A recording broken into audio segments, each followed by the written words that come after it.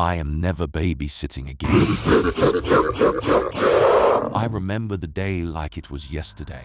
I was 17 and needed some extra cash. So I decided to take a babysitting job.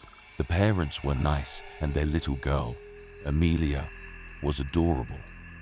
They lived in a quiet neighborhood in Malaysia, in a big house with a garden surrounded by dense jungle, and I thought it would be an easy gig.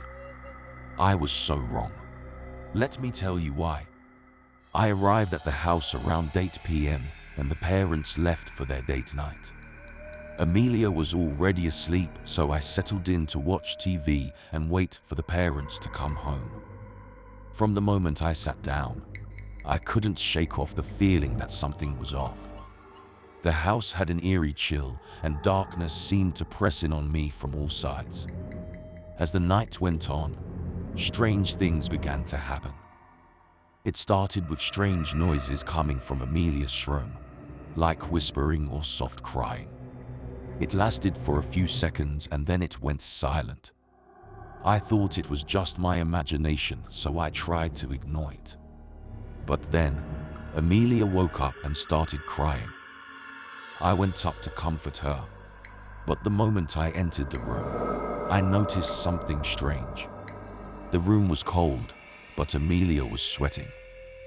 I could see the sweat pouring off of her, and the room was getting colder by the second. Suddenly, Amelia stopped crying and said something that made my blood run cold. "She's outside again," she whispered, and then she pointed to the window. I looked out the window and saw nothing but darkness and shadows. I turned on all the lights in the room, but I couldn't shake off the feeling of being watched. I had a faint sound, like the rustling of leaves, coming from outside. Whatever it was that spoke to Amelia had disappeared into the night. I thought that was the end of it. I was so wrong. After I soothed Amelia to sleep, I kept hearing sounds coming from outside, scratching the walls from the front door to the kitchen, and it's moving up, right to Amelia's room. I ran as fast as I could to Amelia's room. When I burst the door open, a woman's head loomed above Amelia's bed. Just a head, and its intestines dangling. A peduncle. It took me a second to move, but when I finally came to my senses, I grabbed the floor lamp next to the door and battered it to the window. It shrieked in agony before rising. I grabbed Amelia and ran out of the house, not stopping until we reached a safe distance away. I was shaking in fear, and Amelia was crying hysterically.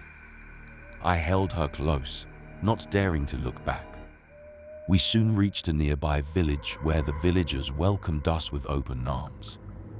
They knew Amelia's parents and agreed to stay with us until her parents came. The villagers told me stories of how the peduncle had been terrorizing the area for months, snatching young children and leaving behind a trail of death. They said that the creature was once a woman who had made a pact with the devil and now roamed the jungle in search of victims. I couldn't believe what I was hearing. It was like something out of a horror movie. But I knew it was real. I had seen the creature with my own eyes. When I finally returned home, I could not forget the horror of that night and the fear that I felt while running through the jungle with the peduncle chasing us. I still have nightmares about that night, and even to this day, I never forget to check on my surroundings before going to bed.